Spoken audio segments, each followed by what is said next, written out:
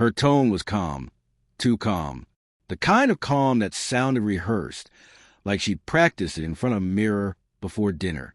"You're not getting a single cent," my mother said, her hand resting possessively on the folded will, guarding it like a treasure. The room went still except for the ticking clock on the wall. My fork froze halfway in my mouth, gravy sliding off the edge.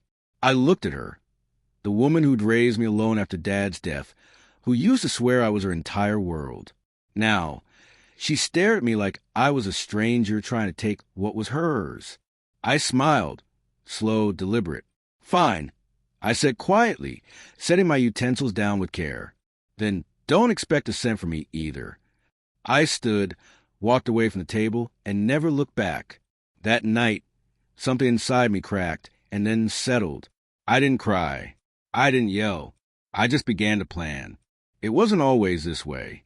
When Dad was alive, we were a team. Him, Mom, and me. He ran a small construction business, and I was meant to take it over someday. But when cancer claimed him, everything changed. Mom changed. 2 years later, she remarried a man named Alam. Quiet, polite, and seemingly kind, or so I believed. He started visiting the company office often, offering to help. Within months, the atmosphere shifted. Board meetings became tense. Conversations died when I entered the room. Before I realized what was happening, Alam had convinced my mother to transfer the company's controlling shares into her name for safekeeping. I was 25, too trusting, too naive. Still, I kept running the business because it was my father's legacy. Until that dinner. Until she told me I'd get nothing. That was a night I understood something sharp and cold. Family can betray you deeper than any stranger ever could. A week after that confrontation, I went to the office early. Her car was already there. Unusual. Through the frosted boardroom glass, I saw her beside Alam, signing papers. When they left, I slipped inside. The documents were right there. Transfer deeds, power of attorney. Everything being moved into Alam's name. That's when the truth hit me. It wasn't love or protection. It was greed. Polished, deliberate greed. And my mother wasn't the victim. She was the mastermind.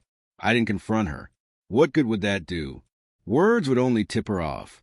Instead, I began to play her own game. But better, I met quietly with our company's lawyer, a man who had always respected my father's memory.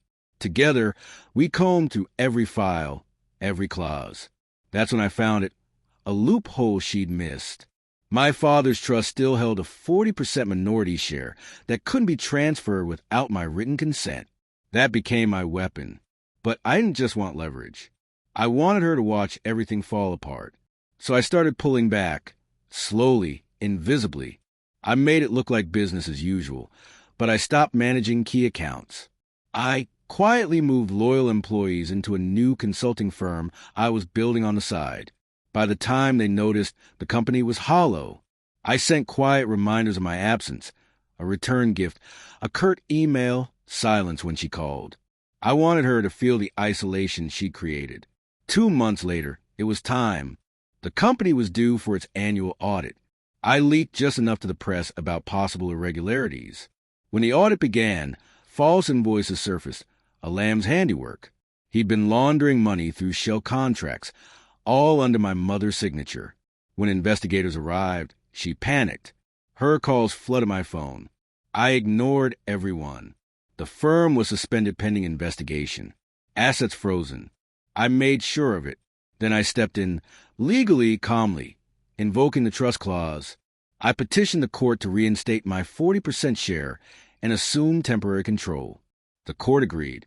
Within weeks, Alam was charged with fraud and tax evasion. And my mother, once proud, untouchable, stood outside the courthouse looking small for the first time in years. Her fortune gone. Her reputation in ruins. 3 days later, she came to my apartment. No makeup, no mask, just trembling hands and a broken voice. "How could you do this to me?"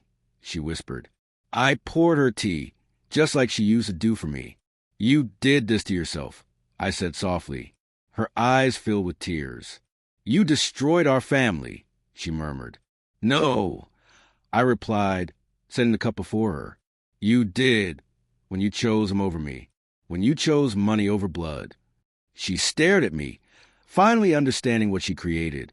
I had become everything she feared, cold, composed, untouchable. When she reached for my hand, I stood. Don't expect a cent from me either, I said, echoing her words from that night. Then I walked away. Weeks later, a lamb's trial dominated the headlines. Mom sold her house to pay her legal fees. I rebuilt the company under my father's name, not hers. Sometimes I wonder if revenge changes a person. It doesn't. It only reveals who you've been all along, once the illusions are gone. She taught me that the night she rested her hand on that will. She thought she was cutting me out, but she was setting me free. Now, when I sign papers in my office, I catch my reflection in the glass. And for the first time, it looks like him,